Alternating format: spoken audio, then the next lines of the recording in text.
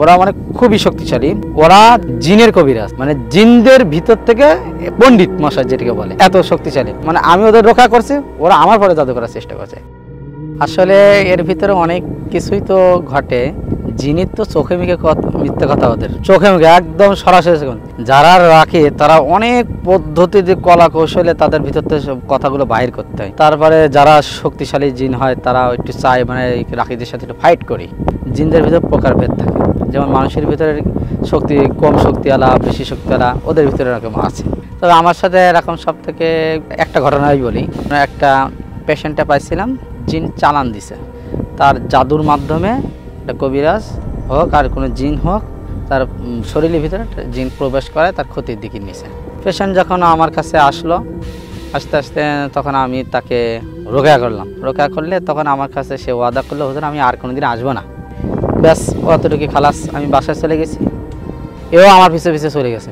যে সে এবার খোঁজ নিছে আসলে আমি কেমন এবং আমার কাজকর্ম কেমন, এই বিষয়গুলো সে তদারকি করতেছে, করে সে আবার আসছে, ব্যাক চলে আসে, এসে ওই রুগীর ঘরে আবার আসছে। তারপর আমাকে আবার ওই গাড়ি আসলে আমাকে আবার ফোন দিছে রুগীর পেশেন্ট। পরে আমি আমার কিছু ছাত্র মুখলেস কিছু ছাত্র জিন ছিল, তাদের মাধ্যমে জানলাম হুজুর ওরা খুবই শয়তান। তারপরে আমি সেই বাসায় আবার সেই জিন রুগীর ই করতে বললাম। তা আসলো, আসার পরে তখন আমি ওদের রোকেয়া করলাম। রোকেয়া করলে ঠিক থাকে। খানিক পরে আমরা শয়তান পারবি না, তুই তোমারই ব্যবহার, কিছুই করতে পারবা না, যাতে পারবো না, আমরা যাবো না। বহু বছর ধরে আমরা থাকিছি, আমরা এক জায়গায় বসবাস করতাম, ওই বসবাসের জায়গায় তারা কেন বাড়ি করলো? অর্থাৎ একটা খালি জায়গা ছিল, যে জায়গাটা ওই পেশেন্টটা জমি কিনে ওখানে বাড়ি করছে, কেন তাদের জায়গায় বাড়ি করলো?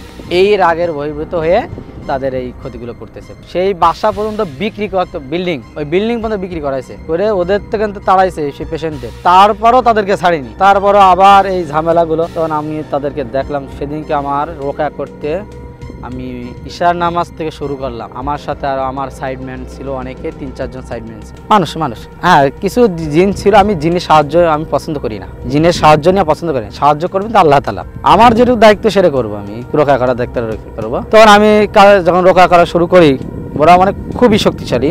ওরা জিনের কবিরাজ, মানে জিনদের ভিতর থেকে পণ্ডিত মশাই যেটাকে বলে, এত শক্তিশালী। আমি ওদের ই করতেছি, ওরা আবার আমার হচ্ছে ই করতেছে, জাদু করতেছে। এরকম হচ্ছে মানে আমি ওদের রক্ষা করছি, ওরা আমার পরে জাদু করার চেষ্টা করছে। এই জন্য আমরা তো তার আগ দিয়ে আমরা আবার পুরো শরীরে আমার বন্ধ করে লাইন করে তাদের চিকিৎসা চালাচ্ছি। এই পর্যায়ে তারপরে সারা রাত আমার লাগছে এই চিকিৎসাটা করতে। যদি জাদু না করে তাহলে আমরা আমাদের কাছে চালাই যাব। হ্যাঁ, আর যদি জাদু বাই চান্স লেগে যায় তাহলে আমার মুখ থেকে বেরোবে না, ভালো লাগবে না, যে কোনো ওয়াসওয়াসার কারণে আমরা বাইরে যাবো ওখান থেকে, মানে আর চিকিৎসা দিব না। তারপরে অনেক সময় অনেক ছলনা দেয় ওরা, যে হুজুর আপনি খুব ভালো, আপনার খুব পারফরমেন্স। এগুলো আসলে ওরা আমাদের ভিতরে অহংকার ঢুকানোর চেষ্টা করে, এই অহংকার ভিতরে ঢুকানো যাবে না। তো এইভাবে চেষ্টা চালাইছে, চালানোর পরে ওরাই এত শক্তিশালী, আমার জাদু করার চেষ্টা করে। তারপরে আমি আবার বাসায় গেলাম। একদিন আমার অসুস্থতার কারণে, ওরা ঠিক ছিল, পেশেন্টও ঠিক ছিল, আমিও ঠিক ছিলাম, কিন্তু এক সময় দেখালো আমি অসুস্থতার কারণে আমি সকাল সন্ধ্যায় যে মাসনুন দোয়া এবং আমল করে শরীর বন্ধ করতে হয় সেটা আমি করতে পারিনি। যার ফলে ওরা কি করলো, আমাকে ওই ফাঁকে আমাকে আক্রমণ করছে একসাথে। ওই জিনটা ছিল সাপ জিন। তখন আমি নামাজ হঠাৎ করে, আমি সুস্থ মানুষ হঠাৎ অসুস্থ হয়ে যাচ্ছি, বিষয়টা আমি তো বুঝতে পারছি। এবার আমি নামাজের জন্য উঠলাম, সরাসরি আমার পিঠ দিয়ে সাপ একটা উঠে উঠতেছে। তখন আমি বুঝতে পারছি যে আমার নিশ্চয় একদিকে যে মাসনুন আমল করা হয়নি, যার ফলে আমার এই ফাঁকে আক্রমণ করেছে। সাথে সাথে আমার পাশে আমার আর একজন হচ্ছে রাখি, তার আমি বললাম ভাই দ্রুত রোকেয়া করেন। তারও রোকেয়া করতে বললাম, আমিও রোকেয়া করলাম। রোকেয়া করে নিজেকে আবার কন্ট্রোলে নিয়ে আসলাম। আসলে যখনই সময় সুযোগ পাই ওরা আবার এসে আমার কাছে আক্রমণ, এমনকি আমার পরিবারের উপরে আক্রমণ করা শুরু করে দেয়। এই জন্য আমাদের অনেক রিস্ক থাকে, আমরা নিজেরাও রিস্ক থাকি, ওরাও রিস্কে থাকে। শরীরটা বন্ধ করে কিভাবে, এরা কোরআন সুন্নাহ অনুযায়ী কিছু পদ্ধতি আছে, ওই পদ্ধতিটা অবলম্বন সকালে বন্ধ করলে একেবারে মাগরিব পর্যন্ত আল্লাহ তাআলা ফেরেশতার মাধ্যমে হেফাজত করে। আবার মাগরিব নামাজের পরে ওই পদ্ধতিটা অবলম্বন করলে ফজরের আগ পর্যন্ত আল্লাহ তাআলা হেফাজত করে, আর সমস্যা নাই। কিন্তু দুই সময় আপনার এই আমলটা করাই লাগবে। আর ওই যে তাবিজ তোমার এই নিয়ে আপনি শরীর বন্ধ করেন, ও 2 মিনিটে থাকবে না, ফটফট করে কেটে যাবে। আসি বাড়ি যেতে পারবে না, মামা বাড়ি যেতে পারবে না, এগুলো অনেক ঝামেলা থাকে, এগুলো থাকে না। মূল হলো কোরআন সুন্নাহ অনুযায়ী শরীর বন্ধ করা, ঘর বাড়ি বন্ধ করা। তা আমার ওই পেশেন্টটা, যেই পেশেন্টটা আছে আপনার সাপের ঝামেলা করছিল, ওই পেশেন্টটার এমন ক্ষতি করা করছে, ওরা কামড়ায় শরীরের ভিতরে বিষ দিয়ে দেয়, রক্ত দূষিত হয়ে যায়। আবার সেই বিষ ওদের দিয়ে তোলা লাগতো, আমার এত কষ্ট, অনেক কষ্ট করা লাগতো ওদের। আমি ওদের মাধ্যমে মুখের মাধ্যমে মানে পুরো শরীর দিয়ে দিত, ওদের বলতাম পুরো শিরা উপশিরা যত জায়গায় বিষ ছেড়েছে, যত জায়গায় বিষ আছে সব বিষগুলো টেনে মুখ দিয়ে তুলতো, সরাসরি দেখতে পারতাম যে যে কালারগুলো চেঞ্জ থাকতো, হলুদ, হালকা হলুদ টাইপের। ওদের বমি করাইতাম, কিংবা হচ্ছে অনেক সময় কপ উঠাইতাম, অনেক সময় থুতু উঠাইতাম, মানে বিষ যখন মুখে চলে আসতো এই পর্যন্ত আসতো, তখন ওরা হুজুর বিষ চলে আসছে, তখন আমি বিষ নামায় দেখি, কালার সবাই দেখতে পারতাম আমরা। আবার অনেক সময় খাওয়াই থেকে স্বপ্নের ভিতরে ওগুলো বমি করাতাম, সে মানে মানে রোকা করতে আমার বমি করতাম। কিংবা কিছু আমাদের রাসূল সাল্লাল্লাহু আলাইহি ওয়াসাল্লামের পদ্ধতি আছে, সুন্নাত থেকে ওই পদ্ধতি অবলম্বন করতাম। অনেক সময় তাদের শরীরে অনেক রক্ত চলাচল করতে আপনার রক্ত দূষিত হয়ে যায়, তখন হিজামা দিতাম। হিজামা দেওয়ার পরে রক্ত দূষিত করে রক্ত বাইরে করলে তখন সুস্থ হয়ে যেত। এরম অভিজ্ঞতায় অনেক পড়েছি, অনেক জিন রাস্তাতে চলতেছি, দেখা গেল একদিন চলতেছি, হঠাৎ করে কুকুর আমার উপর আক্রমণ করতেছে।